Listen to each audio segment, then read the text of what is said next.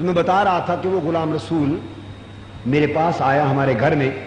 میرے چچا اس موقع پر حج پر جا رہے تھے، تو وہ شام کو گھر آیا. اس نے کہا جی آپ کے چچا حج پر جا رہے ہیں؟ میں نے کہا ہاں.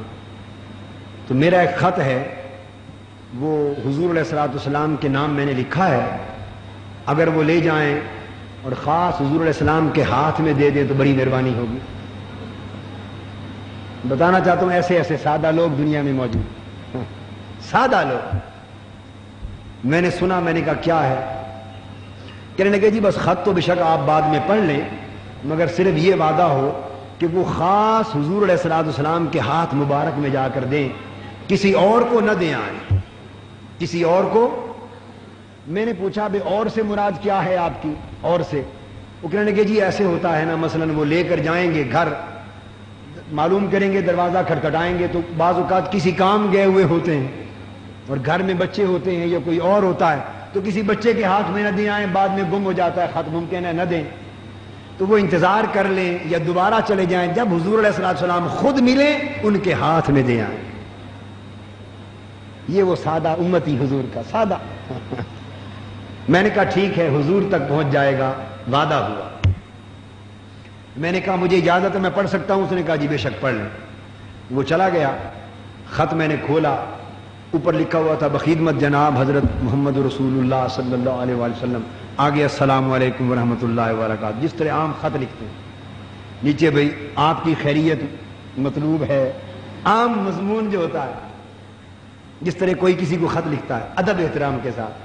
اس میں لکھا تھا حضور میں آپ کا امتی ہوں، جنگ محلہ پرانی عیدگاہ میں رہتا ہوں، قادری صاحب کے پڑوس میں.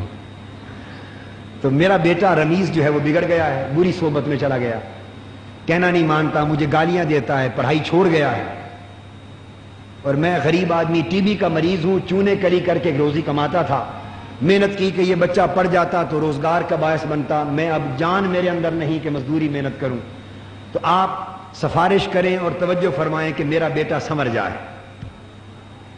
اور آخر پہ لکھا تھا اگر آپ کرم کریں امتی ہوں، میرا بیٹا سنور جائے، میں غریب آپ کے بچوں کو دعا دوں گا.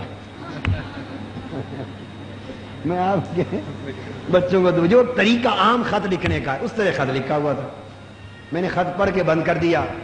چچا جان سے ان کو میں نے دیا، وہ بھی خط پڑھ کے حیران ہوئے. تو میں نے کہا بھئی اب غلام رسول نے یہ کہا ہے.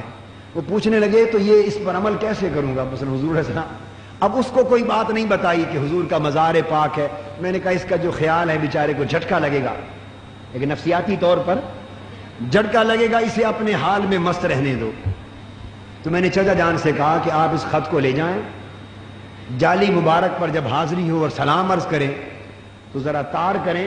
جو شرطے ہوتے ہیں نا، سپاہی جب ذرا دائیں بائیں جھانکیں دیکھیں وہ قریب نہ ہو تو چپکے سے اس لفافے کو جالی مبارک کے اندر پھینک دیں اور عرض کریں یا رسول اللہ صلی اللہ علیہ وسلم، آپ کے غلام، ایک غلام رسول، نام بھی غلام رسول ہے حضور، اس نے آپ کی طرف خط بھیجا ہے، درخواست بھیجی، بس حضور کو پہنچ جائے گا.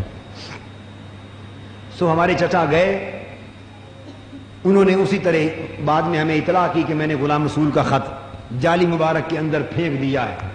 آپ یقین جانیے کہ وہ ابھی حج سے واپس نہیں پلٹے تھے کہ لڑکے نے بری صحبت چھوڑ کے دوبارہ سکول اور کالج میں داخلہ لے لیا. اس نے پھر رسول انجینئرنگ کالج سے سول انجینئرنگ میں ڈپلومہ کیا. وہ پھر ایس ڈی او کیا کہتے ہیں، وہ اوورسیئر بنا. اس نے روزگار سنبھالا، گھر کی خدمت کی. بعد ازاں اس کا والد فوت ہو گیا.